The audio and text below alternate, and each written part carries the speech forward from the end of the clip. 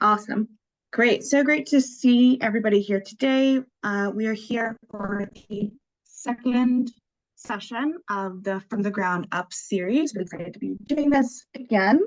We have lovely Erella as our guest expert. And today also, share folks. So as well, the From the Ground Up series does include having some mentees and mentors. And so we will be having Cheryl, your voice is really garbled. Is it anyone else is experiencing that from Cheryl, or is it just me? Yeah. Yes, pretty broken. Yeah. Okay. Let me just see if I can fix that. Sorry.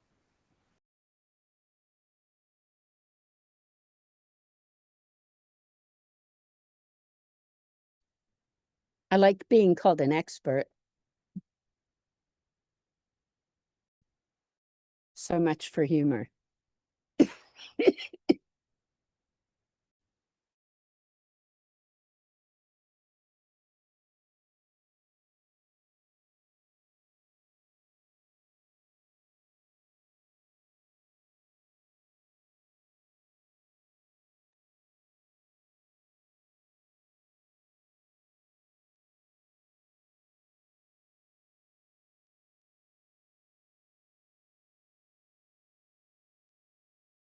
I think I've met mostly everyone else who's here now.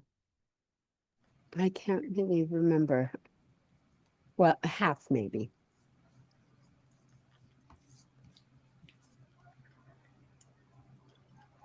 Have you had some of the mentorship sessions already? No, I haven't, but I remember some of the names. Okay. So until Cheryl came back, I just thought I'd just so that we're not just sitting here staring at one another. Sounds good. Does anyone have any questions before we start? Okay, I have a question about the mentorship, and I don't understand. Is it a recurring session, or is it a one-time session, or? Oh no, sorry, you're breaking up a bit too. Really?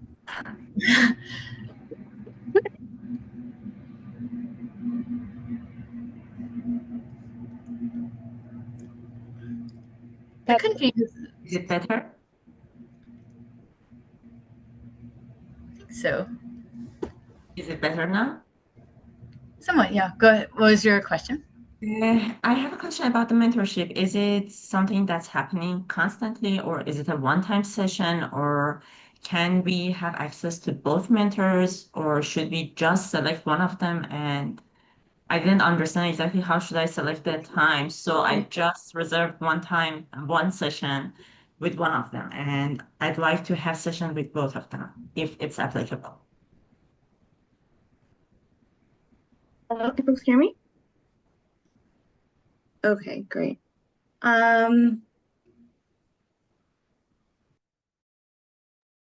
All right, so we'll have more questions with the mentorship program at the end. And so as I was going to mention, we're going to be having the end part of today's sessions reserved just for the mentees and this was originally part of the program. We didn't implement it the first session as we had so many questions. We wanted to just kind of let the room flow, but ongoing we'll have the end portion reserved for the mentees. And so those who are not part of the mentee program, you'll have the opportunity to ask just a few questions, and then we're going to have to close the room, but folks can always put their questions in the chat and we can look back to folks. So yes, so today is session 2, and it's all about staying informed and engaging effectively.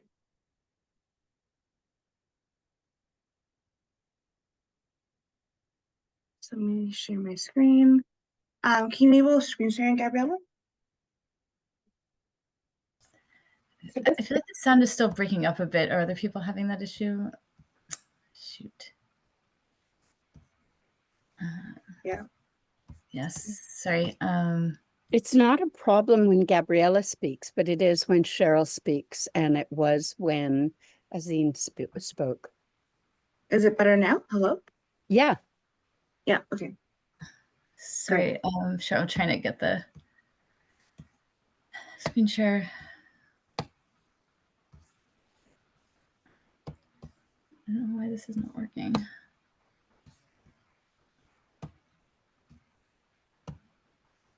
Okay, there we go. Okay, that should work now.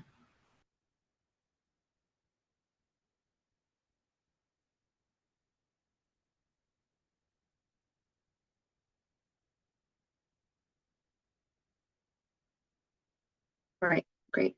So this presentation this time is a bit shorter because we actually have it organized as a bit of an action period where folks will get to use some of the tools live. And also you get to see me using one of the tools live as well. So we are on the second session, staying informed and engaging effectively. So the agenda is introduction. We're going to go over, for those who weren't here in the first session, from the ground up, the objectives, and then going into planning our history and approach, and then a quick review of some key points from session 1.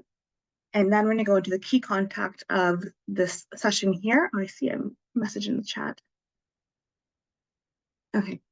Staying in with a key topic, and we're going to look at the key resources, key links sheet. We actually spent a lot of time actually pulling together a list of all the key links for the City of Toronto and City of Mississauga. And these are the cities that the predominant number of our mentees are in. So wanting to tailor our work for those cities. And we may also be doing some for the City of Brampton as well. And so just seeing these will give you an example, an idea of what type of resource is out for other cities that folks are living in. And then we have a case study example from Guest Speaker Erella Ganon. All right. So as mentioned, so the objectives of the From the Ground Up series are to broaden knowledge about community-led planning, and that is through deepening community knowledge and how to achieve material improvements for community well-being through community-led planning. So what is community-led planning? Well, community-led planning is part of a broader concept of equitable land use planning. Typically, you'll find within planning, you'll have government and the private sector having a great and significant role in planning, whereas community, think about like the nonprofits, the residents, and these smaller associations. What role do they have in having a voice and having an influence in how neighborhoods are developed and how public spaces are protected and enhanced? So we really want to broaden the knowledge about effective ways for communities to come together and have an influence over how their neighborhoods are developed, and also how this can be used to generate meaningful results. So community-led planning, we have a definition here. So it says when nonprofits and grassroots efforts to ensure social and or resource assets are leveraged to meet community needs. So you think about real estate assets, that's very clear cut, right? You think about a local school, a local community center, a local building that's going for sale. These are examples of real estate. It can even be your park space, maybe if you're thinking about adding in an urban garden. And then there are social assets, for example, community networks. How can community networks be leveraged to meet community needs? And this is all part of equitable land use planning. And so what is equitable land use planning? This is a diagram that we're building to illustrate this concept. And as mentioned before, typically you see it's local nonprofits and labor are less involved, but really we want to see as they're at the table together with government and private sector, working together with shared governance, working collaboratively and transparently. And then having also commitments tied to funding, right? Like we see oftentimes there's a lot of statements, but then without actual dedicated funds and time towards achieving goals, we won't see real progress. City planning, our history and approach, we worked in front of human rights-based approach to planning. I think I'll summarize it there. And so what is human rights-based approach to planning? It's recognizing historic discrimination, improving the economic well-being of marginalized residents, nurturing solidarity across socioeconomic groups, and removing barriers to ensure equitable outcomes. So we're going to go first to review of session 1. So session 1, we learned about the difference between what happens within a traditional city-led planning process and an example of when communities were engaged explicitly with the idea of exploring what would the neighborhood look like if housing was a human right. And so in this exercise, we explored this engagement where communities found that when they're exploring the development of a neighborhood with housing as a human right, they supported for more density, but also more shared governance in terms of the housing being cooperative housing. So they had a role in how the housing was organized. There's a great interest of people to have that kind of say. And also they're more open to density happening in different parts of the neighborhood and not just along the streets and having 50-story towers, for example, as someone noted in the previous session. And so the reason why it's really important to have community engagement and the impacts that can happen without community engagement is we're seeing that there's a great risk of displacement. This is a map in Saga where we're seeing along the Huron-Ontario LRT line where they're looking to have the highest volume of density is also why you see the greatest volume and proportional representation of racialized renters in the population. So they're at great risk of being displaced without affordable housing policies and programs being put in place. And so then we went into a couple of tools. So foundational documents guiding land use planning. So we have legal and our legislative, and then we also have guiding documents. So legal and our legislative documents, these are documents that can be appealed or can be enforced by the local government and would have to be appealed if a developer did not want to comply with these policies, whereas guiding documents are not as enforceable as the legal and our legislative documents. So we have official plan statements, for example, and they can have statements that range from being very specific in terms of, for example, they have a large sites policy where a certain percent of the housing on large sites has to be affordable, all the way down to more broad statements, such as in Mount Dennis, where they have an anti-displacement policy stating that they endeavor to reduce displacement of local businesses, right? Like, what does that really mean, right? But this is a vehicle oftentimes used for that. So we went into how community actually has been able to shape legislative documents. We have the DREAM team who was able to get into the provincial policy statements, one of the highest level legislative documents in planning, to include statements that planning must be consistent with the Ontario Human Rights Code and the Canadian Charter of Rights and Freedoms, and that was specific to supporting group homes. We know, however, that having a policy statement doesn't necessarily mean that we'll be getting those outcomes. It really comes down to ongoing and consistent organizing with and among people. And so who's able to be part of equitable development and equitable land use planning? Really, it's everybody. And the places where these decisions are made are everywhere, right? So you have formal spaces such as your city planning offices and reports being put forward to committee. Then also you have for non-legislative plans, you could be having those decisions and coming to agreements really anywhere. And even when you're pushing forward for your local government to make a plan, you have to first oftentimes come to agreement within your own community what your ask is, and those will happen at the neighborhood level. And so some systemic influences shaping inequities in urban development are majority of labor guiding development doesn't feel their values are reflected in their work. So a lot of the work being done isn't in line. And also community-led planning is severely underfunded compared to industry-led planning. So you think of the private sector, for example, very well-resourced in terms of their capacity to engage repeatedly with local councillors and bureaucratic staff. Wealth inequality means people have less time to participate, and underrepresentation of marginalized groups. So the interest of marginalized groups is not often brought to the forefront. So staying in the know is the topic of today.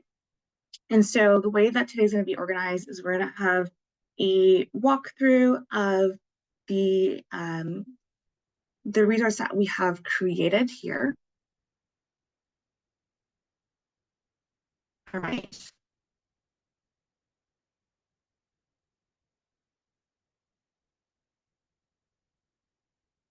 So last session we went over we shared with you guys a glossary of terms. And so we've put together this resource here that has is a directory of some key links. So for city as well as for city project. So the way that this table is organized is you see the column A is a topic. So you have planning and development, city council, committees and boards, community engagement, community engagement, and then we have that for each city, right? And then in here, the link. So this is where we've noted what is the resource, and there's a link to that resource. You can get direct access to it, the date that it was added to this resource page in the city that it's for. And then here is where you're able to really make sure that you're finding the right resource for you. So is this a page that's providing you with a link to funding, to information around planning process, to development, to parks and community space, to social housing, businesses, transit? Does it list contact information? Is it a document? And does it is it a page that includes sign up for updates, right? And so we're going to go through a couple of these and I'll show you what they look like. It's really important to become familiar with such resources, as keeping in the know is half the battle. And then, of course, there is the effective engagement and follow-up. All right, so this is the city of Mississauga is the first on the list. And so you can see there's a couple of key items here from planning and development. You can see that there's quite a lot of information on their page. Is Erella, you have trouble hearing me again? You're just cutting out a little bit, and I'm it's okay for the most part, I think. Okay. Sorry for that. I'm not sure what is my technical difficulties today.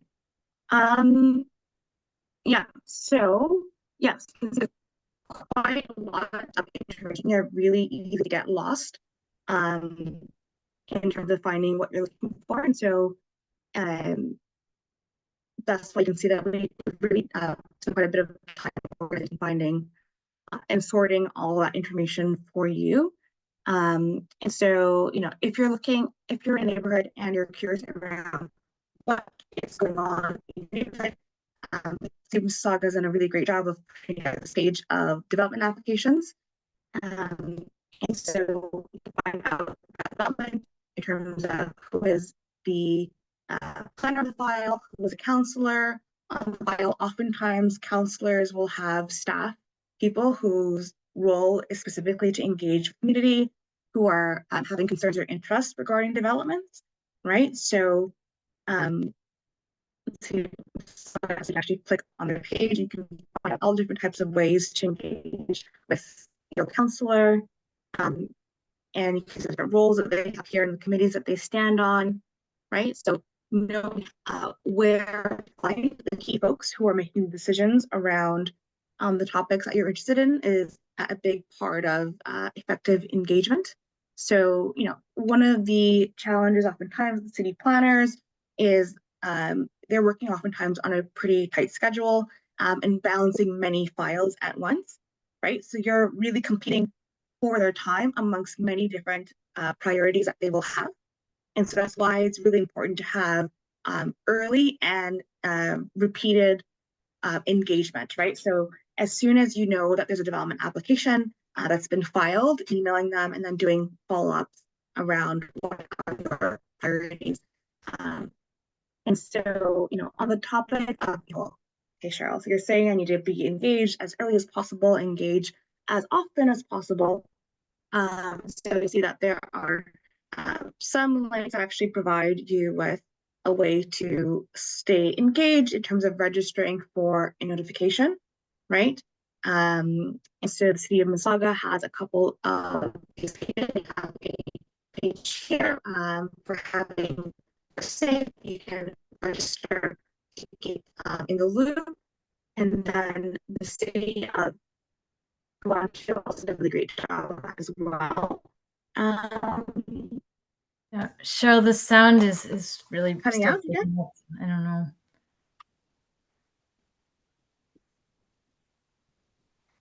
You couldn't. This is a fantastic spreadsheet. I wish that more communities had it, because a lot of times it's really a challenge to find out who the planner is on file or who the city councillor is. And what Cheryl's saying, just for a minute there, I'm jumping in to just say, it's really, really good to connect in any way.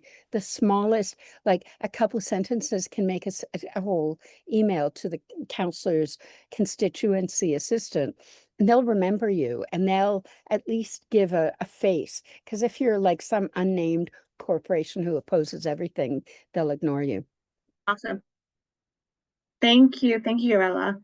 Yeah, exactly. So as I mentioned, there's a lot of competing resources, and it can become really easy to ignore, because oftentimes you'll be adding more work to their plate, right? So being able to come together as a collective, which Erella, I think would do really well in explaining in her presentation, would be really effective. I see another hand from Manzungo. Yes, hello. Can I be heard? Yes, I can hear you. Okay, perfect.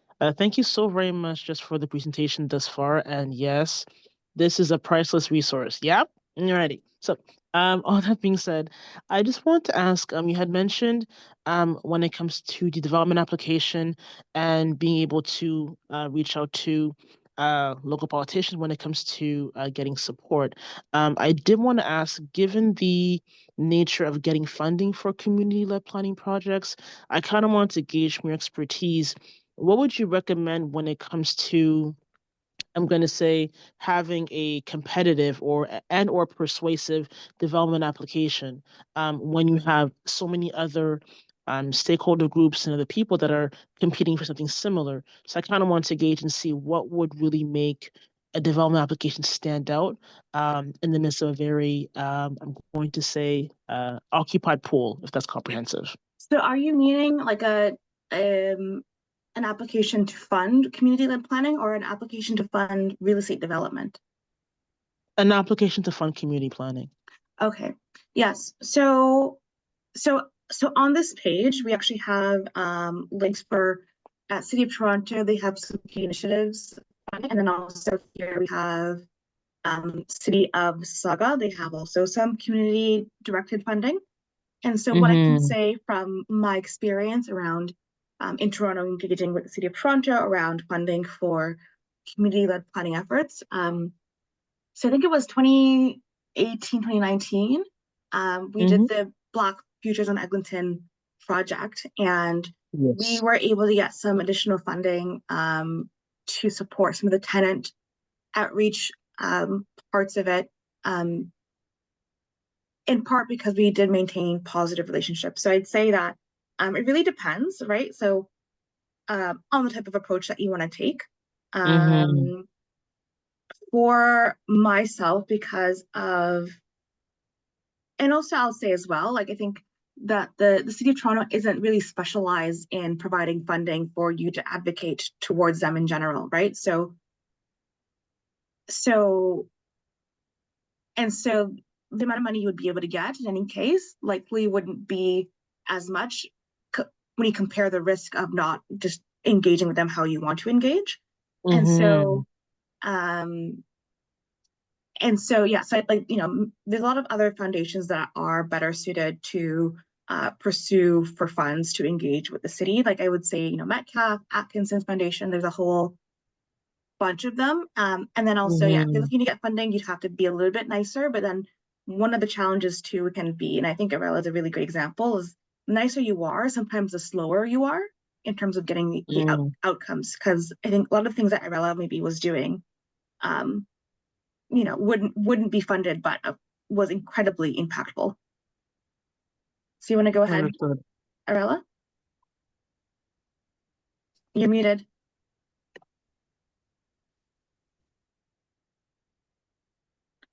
You're still muted. How do you? Oh, that's the wrong button.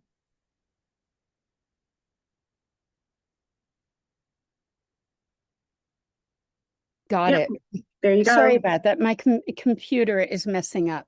But there are a few things I could tell you a few things about funding and this kind of thing, but I'll try to keep things as condensed as possible. One thing I want to say is what so I'm a part of a bunch of different community groups, and we've been very successful in getting community resources for our community. Actually, very successful. And I was thinking about one of the things that happened in the spring of 2023, like 2 years ago, not even. We noticed that the developer that we negotiated with, and we got a lot of we got $17 million out of a developer for affordable housing and community a community land trust. We noticed 2 years ago that they put up a sign that they were putting in a minor variance, and they were changing things and giving the community 2,800 square feet less than we had already negotiated. We signed a contract, we did all the things, and they were saying, here, this is minor, we're doing that. And we're saying, oh, no, you didn't. So what ended up happening, we fought, and we said, well, the amount of square footage that you're taking out of the development there, you could put over here, put in an auditorium, make, we leveraged density because we knew that the developer wanted more density. And we leveraged the density versus what they owed us because they negotiated it. We all signed a legal document as a team, and they were trying to get away with not doing it. In the end, they threw $500,000 at us. And so that's how we got an extra $500,000. So you have to be really consistent and directed, even though Doug Ford has made it much more difficult. I don't know if that answers your question or if it's useful, but No, absolutely. No, it really is. And I think even like from your perspective, Show and Erella, it helps to kind of paint the picture in terms of the approach to take when it comes to engaging policymakers. But I think it definitely both perspectives are helpful. So thank you. Absolutely. one thing that Cheryl said that I really want to make sure it's clear, consistency really works. Like the way that we got the most success out of all the developers that I've been dealing with is that we say, these are the things we need to ask for. And affordable housing, green space, community space, and we just, every time we spoke to them, we would say the same things. And we would say, oh yeah, okay, well, you didn't say and yet. And we'd joke around and we'd be charming. But in the Yes. end, they knew that they couldn't get away with ignoring us, So Understood. yeah, I just I really, if I could get one thing across from today and all the mentorship sessions, is that things that you think are impossible are not impossible. And though it's in the best interest of, like, it would make our elected officials have a little bit less work. It would be easier for the developers if no one contested their plans, but you can get things accomplished. That's my one and only message right now.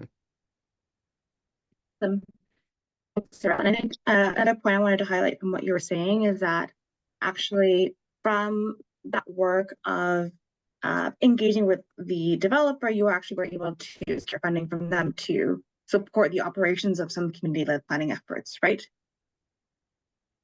So it's not, yeah. So that despite being really clear in what your asks were and not necessarily just trying to be their friend, but being very kind of like, how would you describe it? Because it's not like you were being aggressive, but it was, no, but you weren't also being soft. How would you describe it? Well, with one of the developers that I was dealing with on Queen Street, we knew that they really wanted the community to welcome this development into the neighborhood. We knew that that's one thing. So we could leverage that and say, look, we're going to fight you. You're going to fight us. In the end, you're going to give us something. Why don't we all work together? And then the entire community can put their arms around this proposal. And that really, really got them digging into their pockets. So you have to figure out what you can leverage and be reasonable and be really sincere. Yep, so that upfront communication around, well, this is going to be the path. We can choose the path that we're going to go down, essentially, right? And then hoping that they're down to be going down the easier path of collaborative, where everybody feels like they're winning something. Awesome.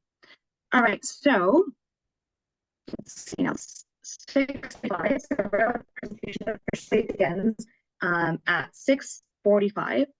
And so what I'm going to do here is actually provide folks some time to think about who are the key folks in your project that you're working on that you would need to be in contact with.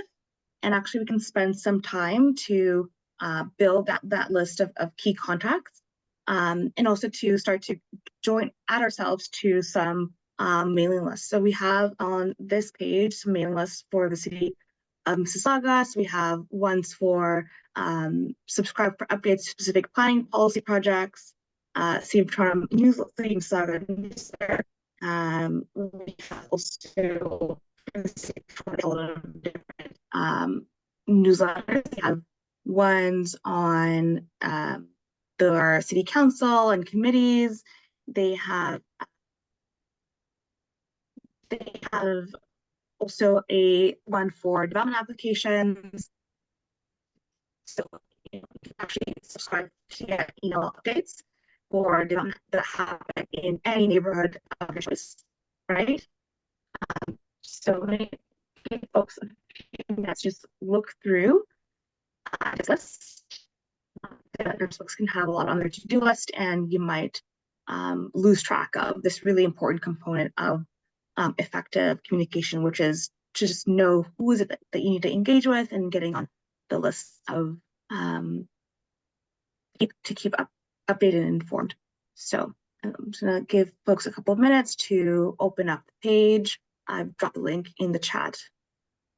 Are folks able? Oh, I sent it. Never mind. I sent it to Amanda directly. Let me copy paste it here. All right, the link is in the chat now. My apologies. All right, I see people entering. Yeah, so from Mississauga and Toronto to go through and take note of the link you'd like to check out. All right.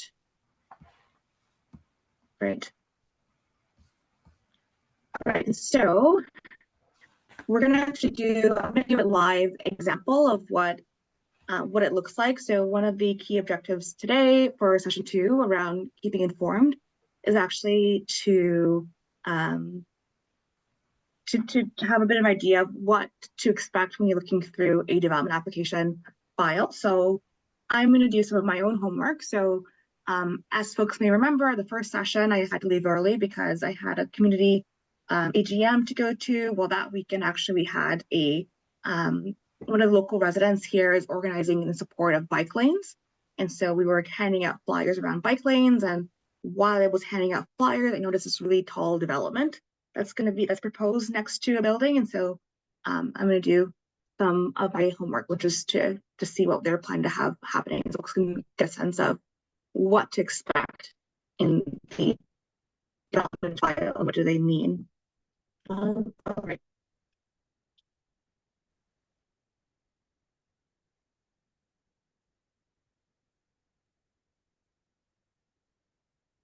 All right, there it is.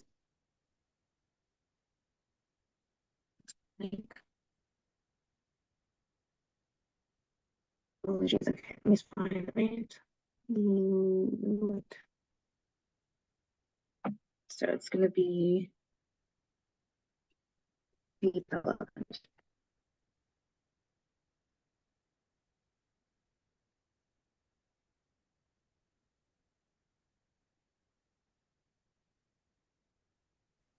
Yeah, so see part of applications. This is a really important English and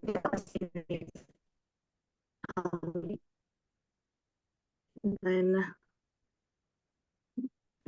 for development that is in the Clinton Lawrence area.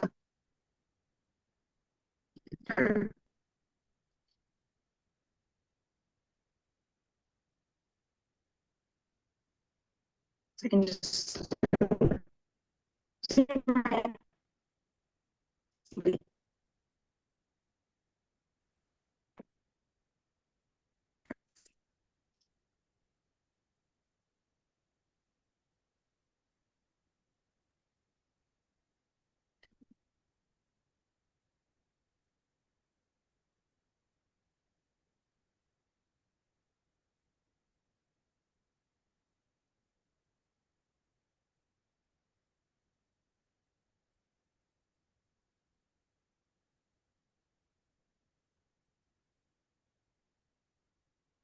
and you'll see sometimes these pages don't work as they're supposed to.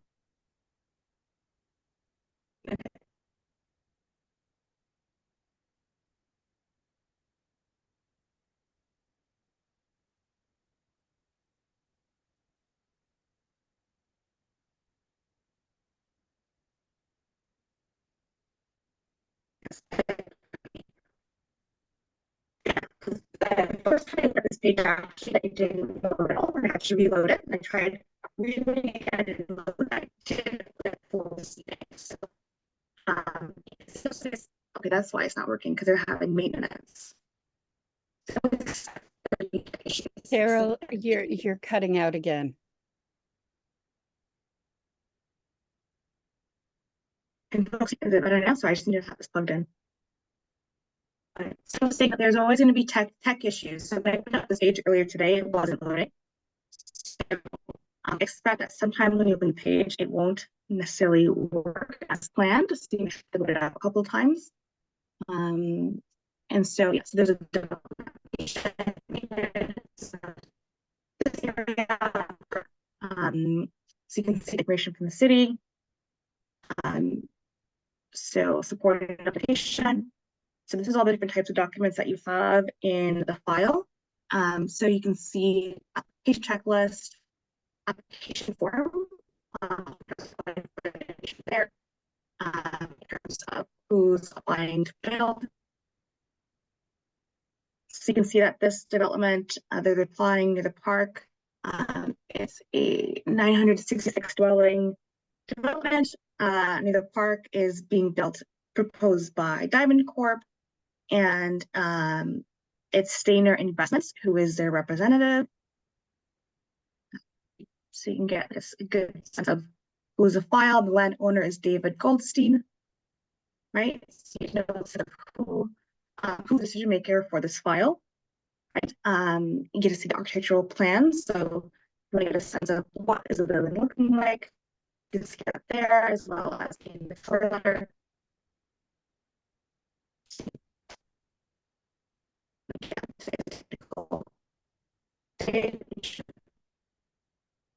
Just not orphan today. Yeah, so this is the building that they're proposing. So you get a sense of what they're proposing. So, you know, in addition to these online sources, oftentimes about development applications because they'll have a big sign in front. That's how I found out about this development. I saw a big sign in front of the park. And so there's some keywords to be aware of. You can read the draft official plan amendment to see what changes you're looking to have happen. Draft zoning bylaw, what changes are looking to have happen in terms of changing the zoning bylaw. So one key resource to look at is they'll have a housing issues report, right? So the city requires us for them to explain what impact are they having on housing, what are the housing issues. So I'm recommending folks to take a look at that when they're developing their engagement strategy.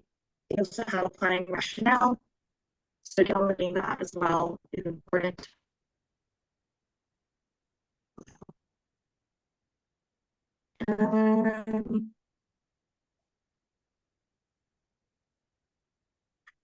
Rental housing declaration of use and screening forms. That means that there are actually rental units here. The City of Toronto has a rental replacement policy. I think the City of Mississauga might have prepared one. I'm not sure if it's passed. You know, Doug Ford is trying to stop those from happening. So, okay.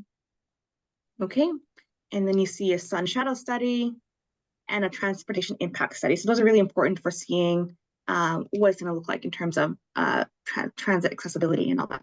So One thing that's also useful when looking at these kinds of things is to try to imagine this development and think about how it'll impact the neighborhood. And one thing I always bring up is, I mean, if you're going to put in whatever, 900, whatever, 100 units, how many of those are affordable? And do you have a place for all those new dogs to go poop? Because it'll overwhelm the nearby parks, and they've got, lately it's becoming kind of an issue, and you can always manage to get more leverage if you bring this up. And I mean, I think that's a meaningful consideration. Yeah. And sometimes in the report, they'll say something about their intention to engage. And so they might write that in, but is there follow through? Sometimes there is, sometimes there's not. But you can always leverage that for when you do engage with the local councillor or developer, saying that they promised to engage, and then so you're engaging with them in good faith towards those ends as they committed. So that's my quick tutorial. You can see that they have rationale really is a summary of all of their studies. This is a really great report to look into to get a substantive study. It might even be more detailed than you need. What are you looking for? Are you looking for community space? Are you looking for housing? It's all going to be in here. You just gotta spend some time searching and finding for that in the report. You also see a housing impact study. So that's our quick tutorial on how to find who you're looking for. So we have links from the City of Toronto, their City of Mississauga regarding their planning studies and their development applications. You can also see, engaging in local government. They have boards and agencies that you can be a part of. The library board, the Create TO also invites people to be part of and a member to them, so you can actually have an influence in how your city grows by being part of such boards. And of course, also engaging with local city council, going to committee. There's a whole bunch of ways. Also, there are BIAs in these cities, so being on the BIA is a way if you're a business owner or engaging with local BIA. That oftentimes they'll do studies around how to make the cultural experience of the neighborhood more exciting and more attractive to folks. So they can a lot that you can get from engaging with folks there as well. And of course, also your local councillor, right? So you find the councillor page and then you join their newsletters, right? So getting on to all the newsletters is a great way to get engaged so that you can have an influence in your planning. And residents associations as well as BIAs. Yes, thank you. And of course, you want to be a part of your local resident associations and join their newsletters. So actually, quite fortunate here, my councillor does have a page that lists all the different resident associations in the neighborhood. So that's one space that you can find out about it. And having noted actually, Erella, I think I might as well share. Oh no, the Tango page. The Tango.to is down currently because today is a tech issues day. But Tango used to be a page that lists all of the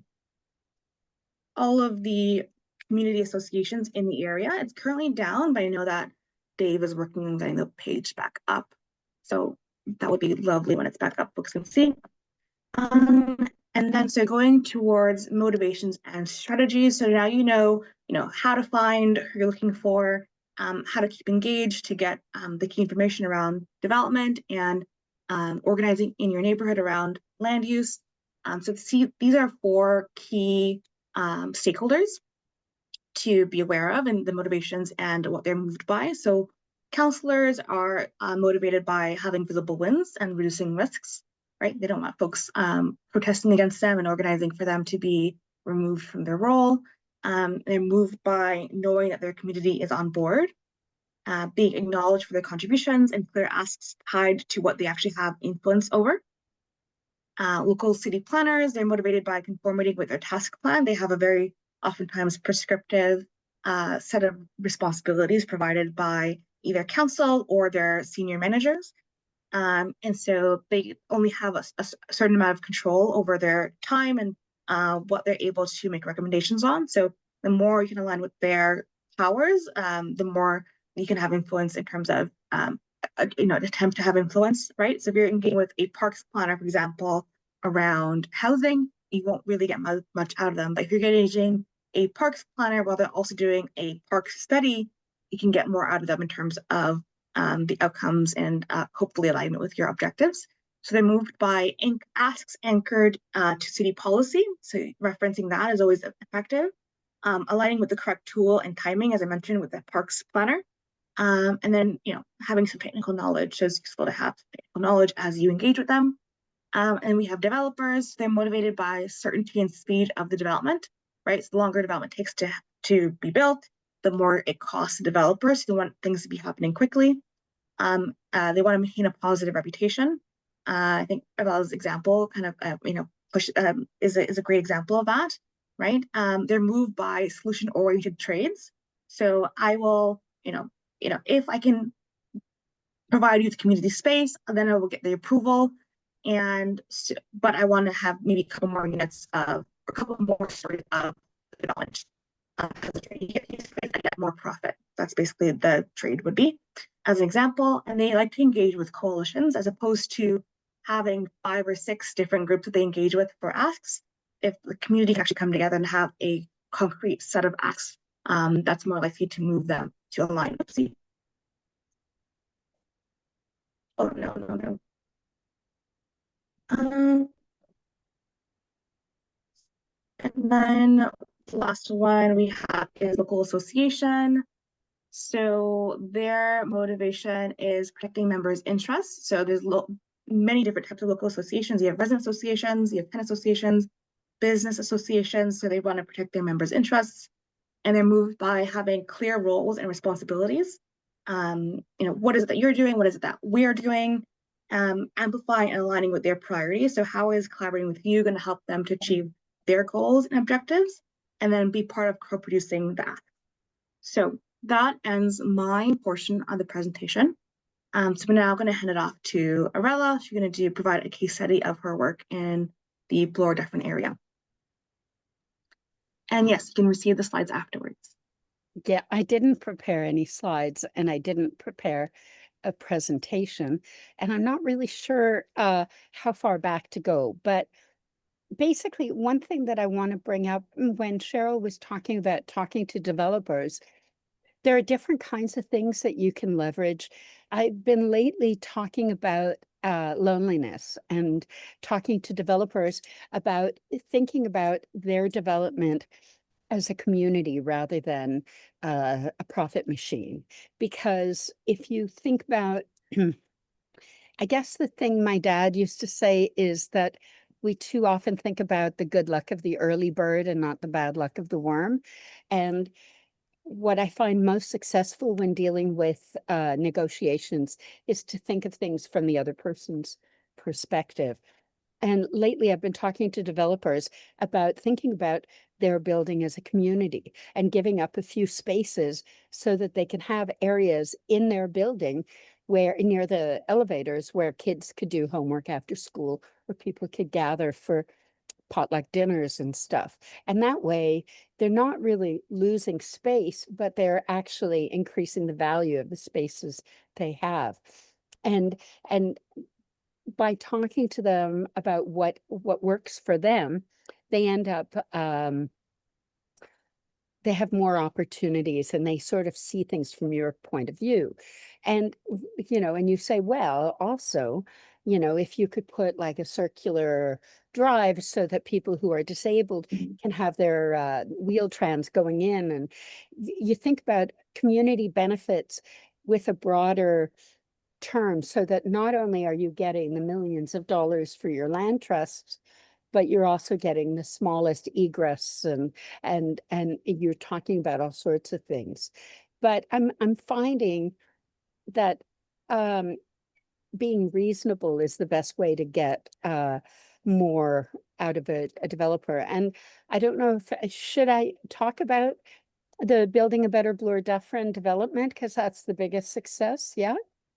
Like what were the types of, how did you get your community informed about that development? Well, it started out with only 4 of us, and it was the we learned the Toronto District School Board they had some school board land at Bloor and Dufferin, 7.3 acres of land. And then they approached me because I have a community group, and we talked to them. They wanted to find out some ideas. And so we became more and more powerful the more we got engaged. But one thing that really worked is that I said, this was before the developer was involved. There was an organization that sells Toronto District School Board land, and they're called the Toronto TLC, Toronto Lands Corporation. And so before that, we just said schools and churches should not be allowed to become land speculators. I have paid your school board taxes, I have paid the property taxes for this school board land or this church for decades. So if you're going to sell this land, you owe the community the equivalent of that amount of money for community things. So that's how we sort of started. And then we got bigger and bigger in our asks. And yes, we got, at the time, the councillor said we'd be lucky to get $10,000 out of the developer. We got 17 million, 15 for an affordable housing land trust, 2 million for a community space land trust. We have a new building that's going to open imminently, as I see it up there, 56 units, 100% affordable, geared to income. And the way that we set that up is once the developer builds this 56 unit building on Bloor Street, once the developer builds it, he hands the keys to the city. The city will own it, but the city's not allowed to manage it. A nonprofit organization has to manage it, like Habitat for Humanity or St. Clair's or something. And we're also getting a new park and a new street. So we stipulated what we needed. And then, like I said, 2 years ago, we got an extra $500,000 because they were making a minor variance that we didn't think was minor at all. But we just had to stay consistent. And, the Kent School is getting, the main 2 floors are going to be a community hub that we negotiated. And I just noticed yesterday that they took out some mature trees from the land.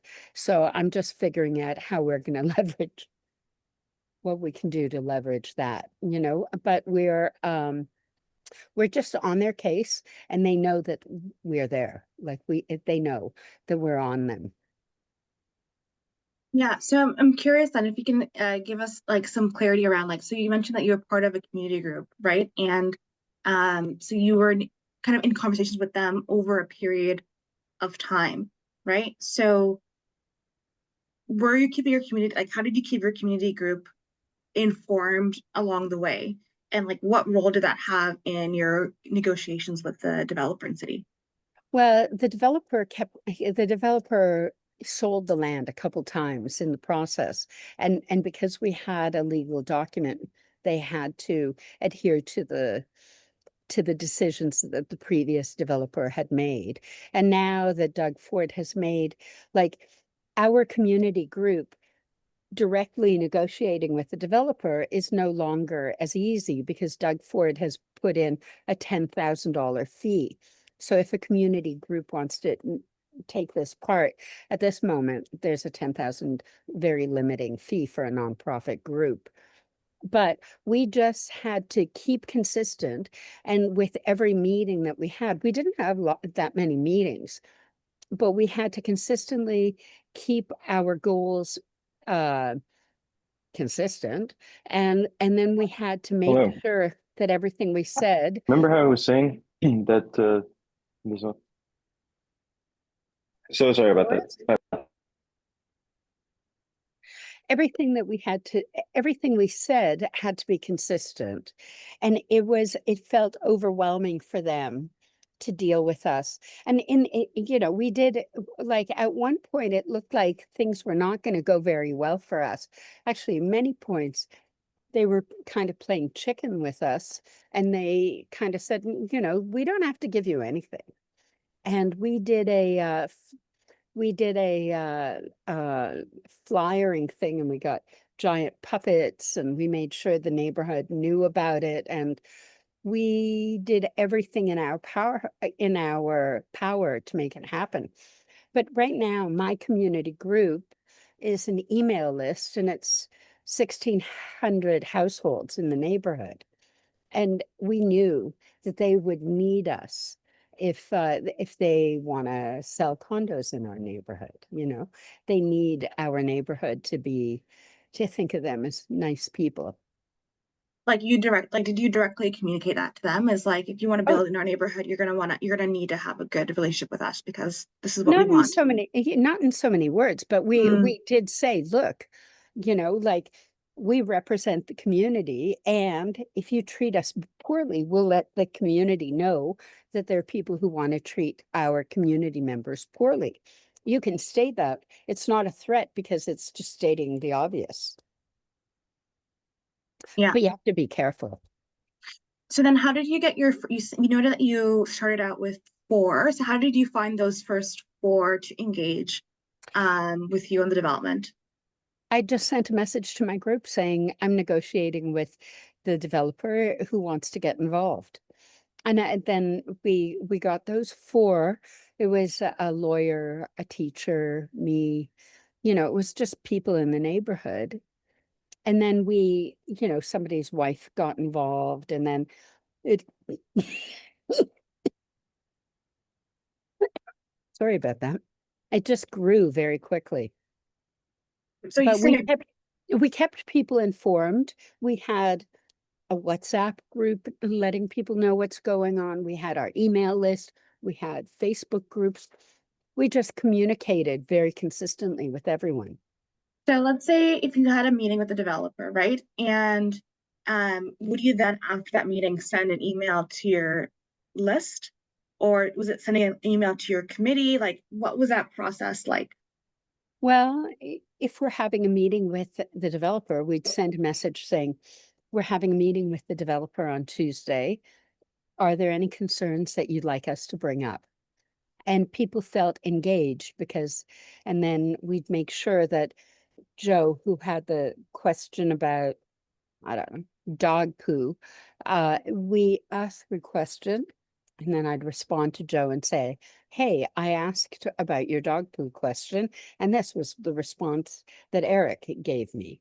I mean, at one point when we were negotiating with the Dufferin Mall people who had a proposal to put in residential towers instead of the main floor parking lot, you know, they said, I said, well, are you going to add any green space?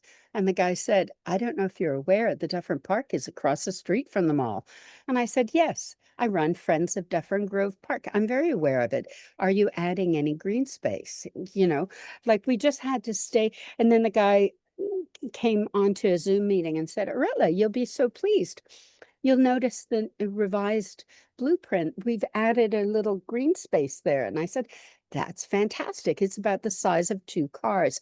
Do you want to have picnics or ball games? What are we all going to do in that extra space? You know, like, we were realistic, and we made sure they knew we were completely awake. We weren't rude, but we could joke with them. I love it. Yes, humor and good relationships actually gets you so far. I'm sure folks are very aware of that. With, you know, you can become president with good humor, apparently, and no talent. Or bad humor. Well, but I mean, most of the things that we've accomplished was by being consistent and making sure, like, we've been negotiating with a developer on Queen Street, and they're trying to get around a part of the land use, a provision in the land use, saying that the laneway behind this proposed development belongs to them. It's a public laneway. You can't do that. So we bring it up in a very humorous way, just like, so are you throwing an invisibility cloak on top of that laneway? You know, and oh, sorry about that.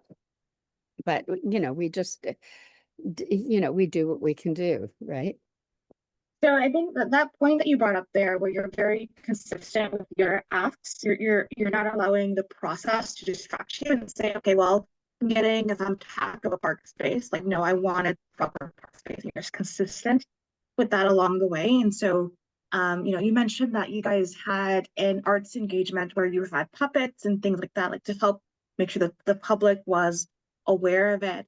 And so my question here is that, you know, when you do things like that, like as a type of, you know, direct action or flyering, do you invite the developers out? Like, how do you do those really important and impactful direct action items while keeping the developer on your side and being consistent with your message? Well, you 1 second. I'm trying to see if I can find a photo of. Oh yeah, I'm sending you a link here, and the second image down is the picture with the puppets and stuff. We just figured they'll hear about it. You know, we just make enough noise so that they'll hear about it. And at this time, we were the lower picture here, if you scroll down, you can see the puppets, and it was outside of the Dufferin Mall, and it says, the mall says, we don't care about the community, something like that. And we had picket signs, and we got like the city councillor, actually all 3 levels of government came to our protest about how the Dufferin Mall doesn't care about the people in nearby. So we made, and you know, they changed, they contacted us immediately after. Mm-hmm. So my last question, I'm going to open it up to the audience for questions after this, is so how do you proactively prepare to position your demand? I'm not sure I understand. So how did you decide on what the asks were in terms of park space or housing or, you know, dog poo, like any, because you're being consistent, right? Because I'm sure you can get, Yeah, you have 100 asks, but we had maybe you had to pick. 4 asks. We had 4 consistent asks, and we just kept on at it.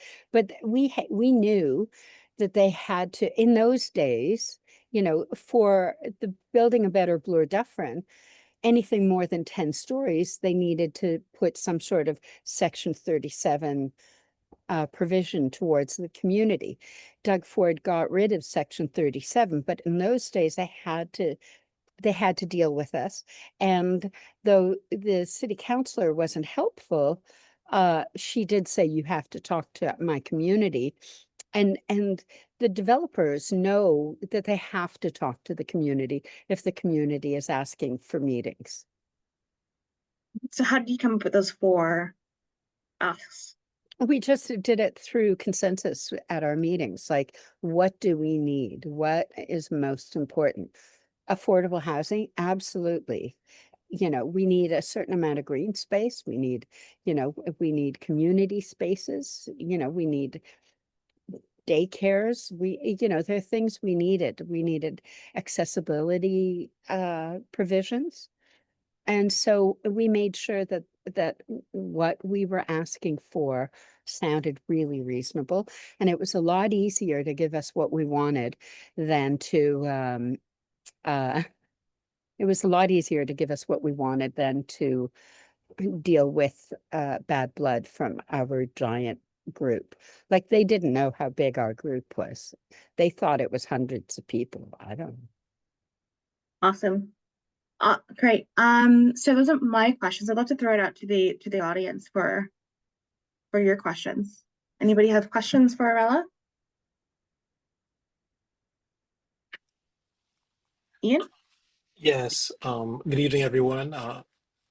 Cheryl, thank you for the beginning part of the presentation, and CP planning for this entire workshop.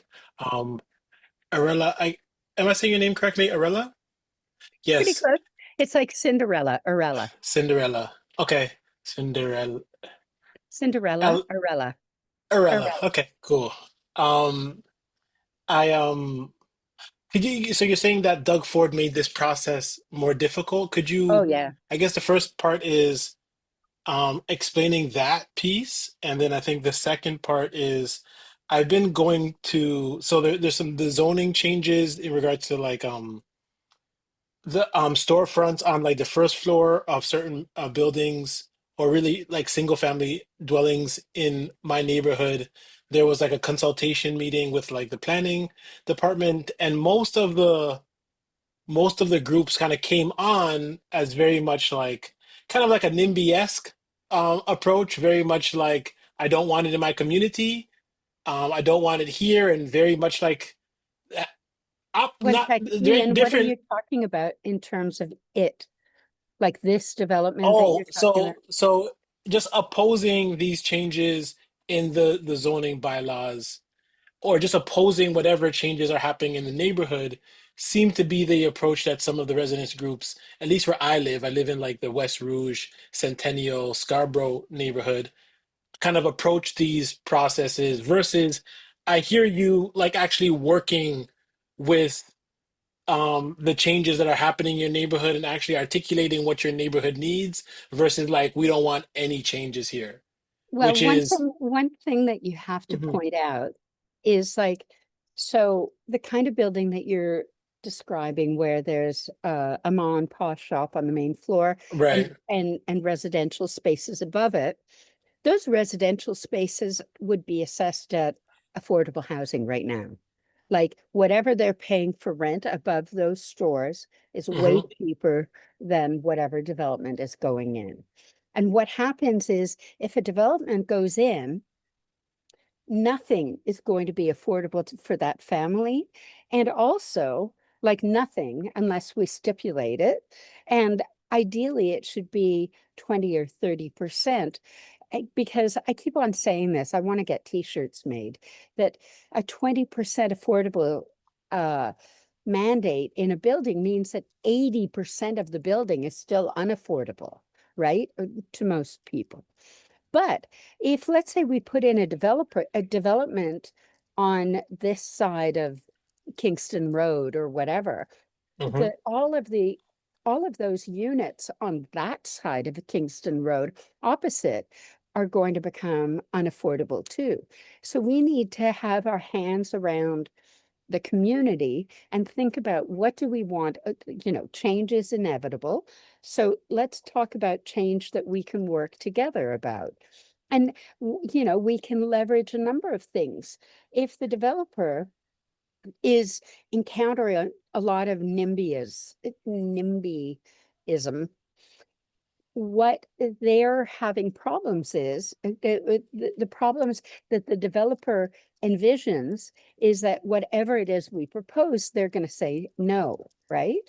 So you have to figure out a way that we can move towards yes. What would it take? Say, okay, how about, let's say if you're going to put a condo building there on the main floor of the condo building, why don't we say half of the retail spaces on the main floor of the condo is for mom and pop type shops, like the roti place and the, craft stores and have little booths. How do we make it so that the community would welcome it? So work with the developer. They're very motivated to get you on side if you represent a sizable part of the community. I think, yeah, and what I would add as well is, I think one of the things I took from your question, Ian, is what happens when in your neighborhood there's a voice who's just opposing development, but not looking at how to actually leverage it for community benefits. And so, yes, oftentimes you find resident associations, they're really focused on preventing any development at all. And there are a lot of folks in neighborhoods, in these neighborhoods who also realize that these developments going to happen and how can we leverage it for community benefits. So if that group doesn't exist, that like you could be the person who starts that group up, right? I can give you an example of the impact to think of, someone just kind of filling in a gap can look like. When I mentioned that I did some flyering around Bikes, there's literally just this one guy who decided that he cared about bikes because of his kids and put up flyers around the neighborhood and then invited other people to be part of this process of also putting up flyers. Now there's a whole,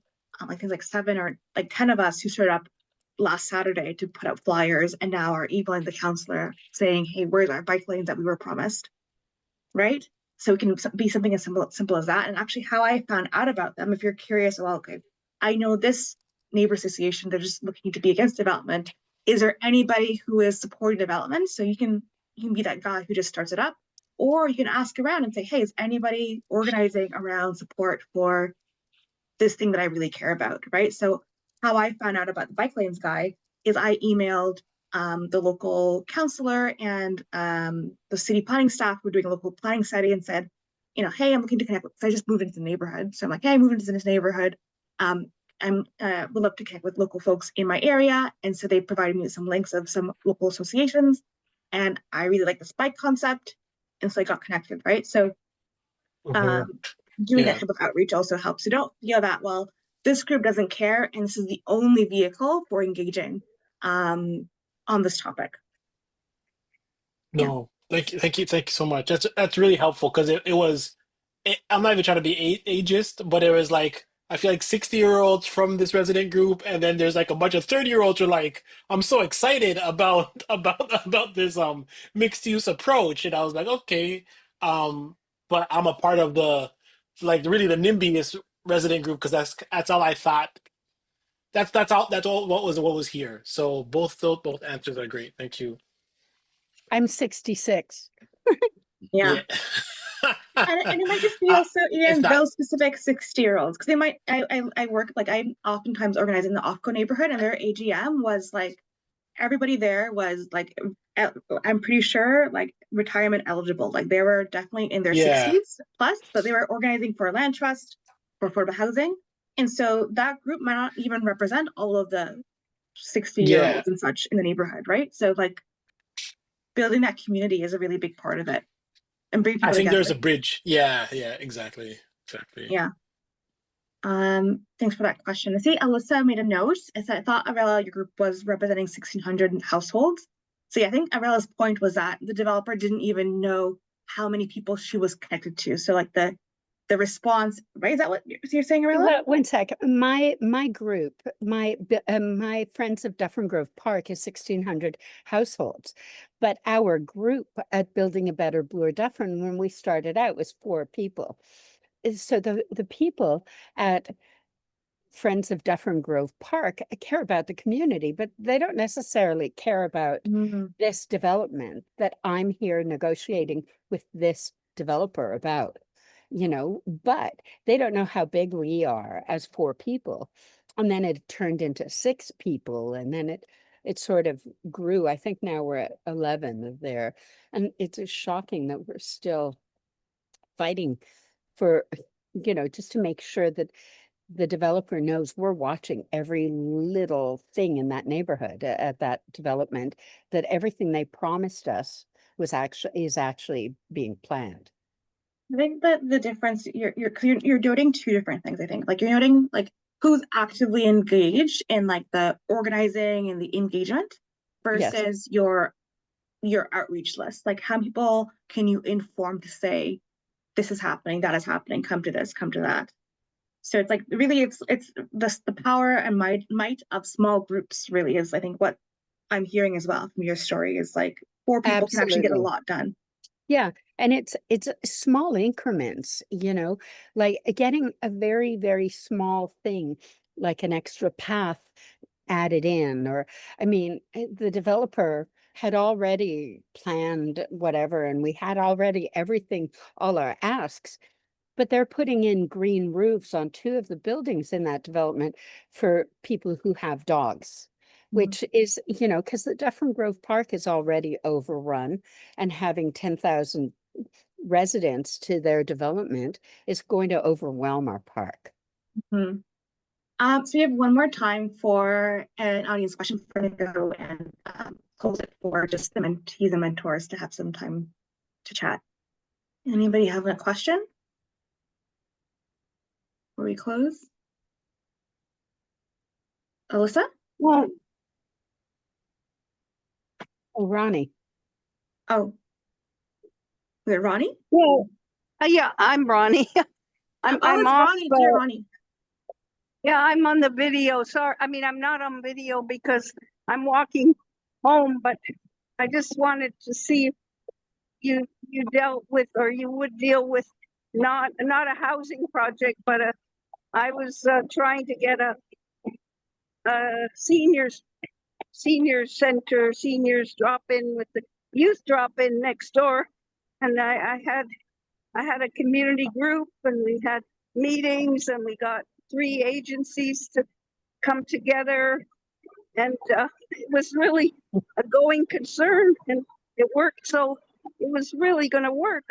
We had the whole thing planned out, and then it was in a TCH building, which had been, this storefront had been empty for God knows at least 3 years, and there was it was a restaurant before, it was another restaurant before that, so it never got any any long-term whatever they're called, vendors, or anyway. So we planned this whole thing out, and then I was told that we had only one competitor at the at the end, when they had 2 proposals, ours and another commercial group, and it turned out to be Tim Hortons and Pizza, and guess who got it? Because it was going to cost us $8,000 rent a month, and we didn't have that money, and I think that was our mistake. We didn't really look to the city or to planning how we would get the money. We could have maybe gotten a nonprofit, because we already had 3 agencies involved. One second, Ronnie. I'm just trying to make sure I understand. There was a vacant space. It was for rent, and you were hoping to use it as a drop-in center for both youth and seniors. Is that correct? Yeah, or side by side. I get it. Okay.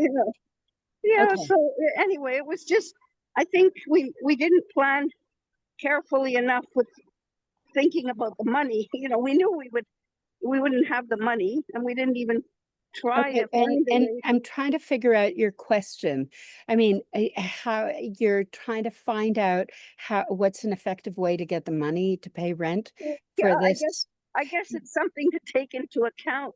I mean, it would be great if it was like something that you could do like under Section 32, but like you said, 37, which at that time was available, but we didn't even think of doing anything like that, and we didn't have the counselor on board. Ronnie, I think that your idea is a really good one, but you'd need to form a corporation that would be, running as a nonprofit, and it would have to, or take it over, or you'd have to get, Wood Green or West Neighborhood House to consider renting this space and granting it to you guys. But I think what we're talking about here is kind of different, but I mean, I think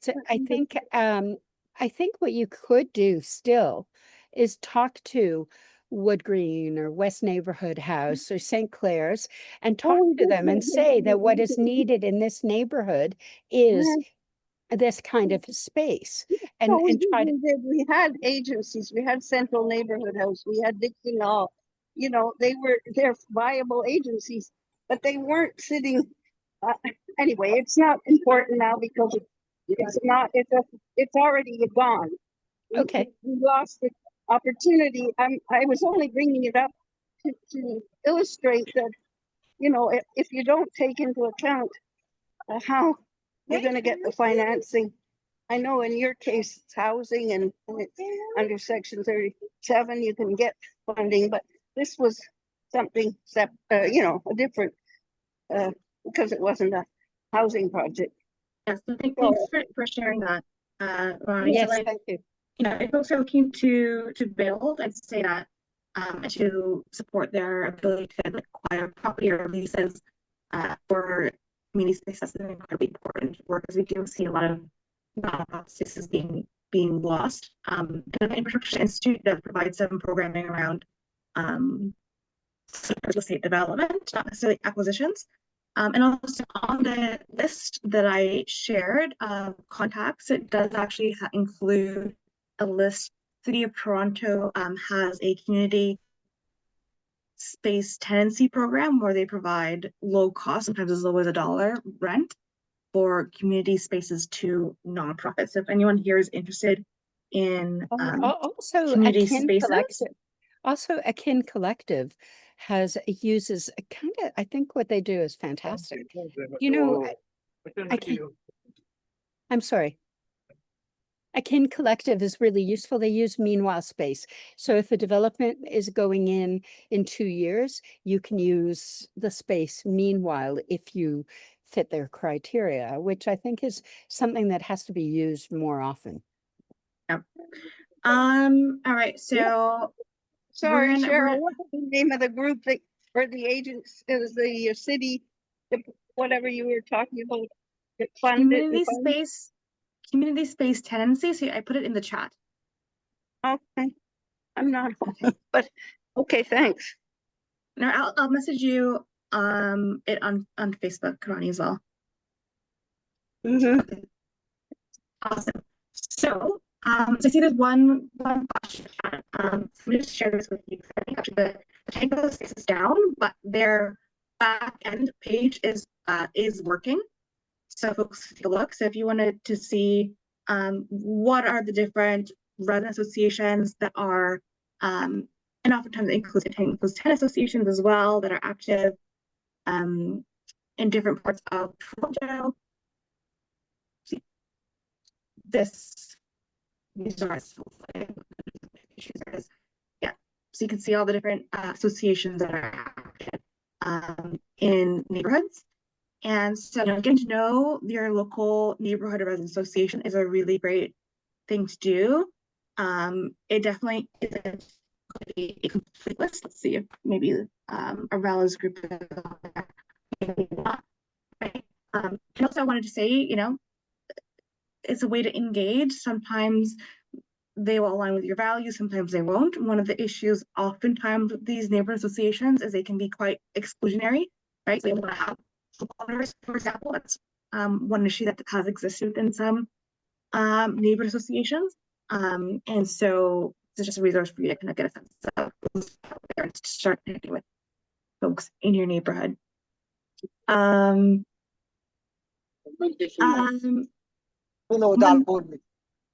Okay. Yeah, so Munzungo, are you part of the mentee program? Yeah. Not as of yet, but well, No. yes, but I haven't Yes. enrolled to the mentorship sessions, but I will after this call for sure. Yeah. So Yeah, she's in the program. Okay, you're in the program. Okay, so we're gonna ask folks who. So now, we mentioned we only have a time for a few questions, and we're gonna go into now just the time with the mentees and mentors. So, thank everybody for joining today. It was a really great conversation around, communications and how to keep informed and how to engage with the key stakeholders. If anyone has any more questions on this presentation, feel free to send an email to Gabriella, and then we will make sure that we can get back to you as soon as possible with your answers. We're going to go into the session with just the mentees and mentors. If you're not a mentee, I'd ask you please exit the call.